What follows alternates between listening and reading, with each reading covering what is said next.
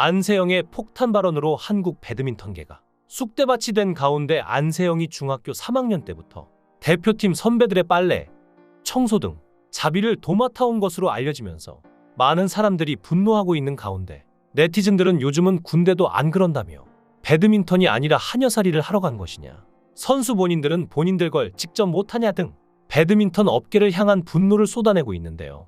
안세영은 중학교 3학년이던 2017년 처음 대표팀에 발탁됐는데 이후 선배들의 끊어진 라켓줄을 교체하거나 방 청소와 빨래 등을 전담하다시피 하는데요. 이에 안세영의 부모는 지난 2월 협회 관계자들을 만나 대표팀 선수촌 내 생활 개선 등 7가지 요구사항을 전달했는데 일과 휴식이 필요한 상황에서 이런 잡무로 피해를 받았기 때문이었죠. 하지만 대표팀 코치진은 오래된 관습이기 때문에 당장은 문제를 해결할 수는 없고 점진적으로 고쳐나가겠다고 답변했다고 하는데요. 협회에게 안세영이 요구한 사항이 정말로 과한 것일까요? 안세영은 일과 후 휴식 필요성을 강조하며 1인실 우선 배정을 요청했고 코치진과 직접 소통하게 해달라고 했죠. 이외에도 트레이너 간 트러블 개선, 선수촌 외부 재활 허용 등을 요구했습니다. 또 협회 후원사 운동화 불편을 호소하며 다른 운동화 착용을 요청했고 컨디션 관리를 위해 항공 티켓도 비즈니스석이나 업그레이드 할 수 있는 이코노미석으로 변경해달라는 뜻을 함께 전했는데요. 하지만 7가지 요구 중 받아들여진 건 얼마 없습니다. 진천 선수촌은 파리올림픽 출전 선수들에게 우선 1인실을 배정했지만 대회 참가를 위한 해외 숙소는 재정적 문제로 2인실로 배정했다고 하는데요. 항공 티켓도 자리 변경이 가능한 이코노미석을 끊어줬지만 업그레이드는 선수 자비로 하기로 했고 운동화는 변경 대신 기존 후원사가 맞춤 제작으로 해주는 것으로 추진했는데요. 나머지 요구는 개선을 주문했다며 요청한 상태로만 정리됐죠. 대표팀에 운동하러 갔지 청소하고 빨래하러 간 건 아닐 텐데 구시대적이고 비합리적인 요구인걸 누구나 느끼실 것 같습니다. 전체를 위해 개인이 희생하라는 것은 전체주의나 다름없고 가장 악습이 많다고 생각하는 군대에서도 요즘엔 저런 거 안 시키는데 21세기가 맞는가 하는 의문이 들 지경인데요. 중3을 데려와서 빨래를 시킨 건 아동학대나 다름없는 부분이고 협회는 관습이라고 했지만 관습이 아니라 악습인 것 같은데 관습이라고 말하는 것 자체가 배드민턴계가 얼마나 엉망인지 알 수 있는 대목이죠. 선배는 존중받아야 하지만 후배를 가정부로 만들면 안 되는 거 아닌가요? 만약 내 딸이 운동한다고 해서 보냈는데 선배들의 빨래, 청소 뒷정리를 한다면 부모 입장에서 억장이 무너질 것 같습니다. 실제 이런 스포츠 스타들이 시녀처럼 선배들의 뒤치다꺼리를 하는 문제는 처음이 아닌데요. 우리의 배구 스타인 김연경 또한 막내 시절에 온갖 자비를 도맡아 했다고 합니다. 규율이 심할 때여서 많이 고생했는데 선배들은 세탁기를 쓰고 막내들은 손빨래를 했는데 배들이 시킨 게 아니라 팀 자체의 규율이 있며 그게 전해져 내려오는 느낌이라고 설명했는데요. 새벽에 일찍 일어나서 청소하기도 하고 빨래를 다 같이 모아서 후배들이 하는 시스템이었기에 빨래도 산더미처럼 많았다고 하는데요. 심지어 아침 식사 전에 청소도 해야 했는데 그러다 보니 늦잠 자면 더욱 혼났다고 합니다. 결국 이걸 2년 정도 하다 보니 김연경은 내가 지금 빨래를 하러 온 건지 운동을 하러 온 건지 모르겠다는 생각을 했다는데요. 배구 하러 왔는데 배구보다 빨래하고 청소하는 시간을 더 많이 쓰니까 연봉 협상할 때 그 얘기를 했던 것이죠. 방송이니까 유하게 말한 것일 수도 있지만 우리나라의 체육계의 이런 악습은 뿌리 깊은 전통이라고 할 수 있습니다. 2004년 아테네 올림픽 유도 대표팀의 한 코치는 외국인 선수와 관계자가 빈번하게 오가는 공개된 장소에서 대표 선수에게 심한 훈육을 하다 자원봉사자로부터 신고를 당해 국제 망신은 당한 적도 있습니다. 그만큼 지도자에게 체벌은 거리낌 없는 일인데 여기에 선배들이 규율을 내세워 가세하는 것도 흔한 일이라고 하는데요. 지금은 프로 선수로 활약하고 있는 한 구기 종목 선수는 격투기도 아닌데 성적은 맷집에 비례한다는 말이 있을 정도였다고 회상하기도 했습니다. 여기에는 한국 체육계에 뿌리 깊게 내려앉은 복종 문화가 자리 잡았기 때문인데 군대의 상명하복 문화에 더 가까워 보입니다. 이런 복종의 강요는 한국 스포츠에서 헌법처럼 여겨지는 국가대표 훈련 지침에도 그대로 녹아들어 있는데 지침에는 국가대표 선수의 임무가 지도자의 지시와 명령에 복종하는 것이라고 명시되어 있죠. 정말 믿을 수 없는 부분인데요. 2018년 이후 1년의 체육계 폭력과 미투 사건이 벌어진 이후 여러 시민단체 등에서 지시와 명령이라는 단어 앞에 합리적이라는 단어 하나라도 추가해야 선수들의 거부 자율권이 보장될 수 있다며 변경 필요성을 제기했지만 여전히 그대로입니다. 변한 것도 없고 변하려고 하지도 않는 걸까요?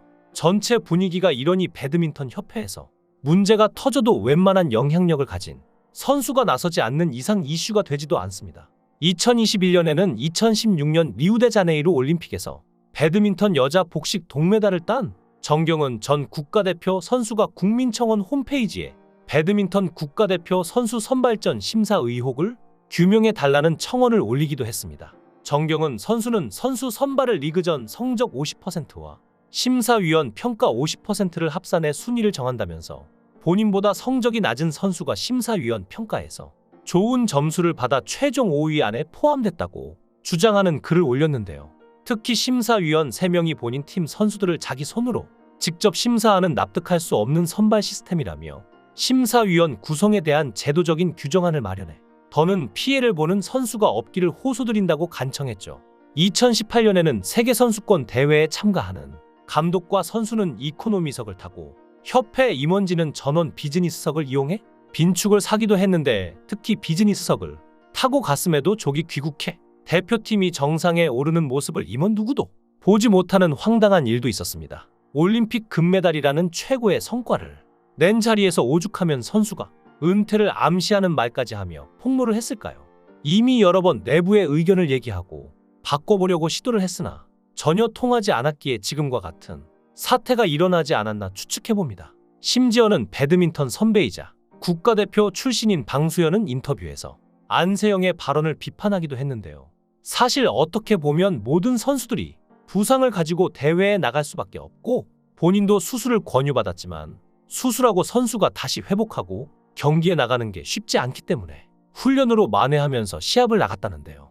안세영이 선수로서는 1년도 안 남은 올림픽 준비를 해야 되는데 부담이 많이 됐을 것이라고 생각하지만 협회에서 부상 대처를 잘못했다, 대표팀에서 그랬다고 발언한 것에 대해서는 이해할 수 없다는 반응을 보였습니다. 그러면서 본인이 혼자 금메달을 딴 게 아니라 안세영 선수를 위해서 감독 코치들도 대표팀에 들어가서 같이 훈련을 한 것이고 그 밑에 후보 선수들이 그만큼 파트너를 해줬으니 협회의 시스템 문제가 있는 것이 사실이면 개선을 하면 된다면서 안세영이 성급하게 인터뷰를 했다고 비판 아닌 비판을 한 것입니다. 게다가 협회에서 안세영 선수가 유망주였기 때문에 어려서부터 지원이 갔고 지금의 안세영 선수가 된 것이라 생각하는데 이 상황에 와서 협회한테 은퇴는 아니지만 같이 갈 수 없겠다는 것을 공식적으로 올림픽 금메달을 따자마자 기쁜 와중에 말했다는 게 안타깝기도 하고 실망스럽기도 하다고까지 말했죠.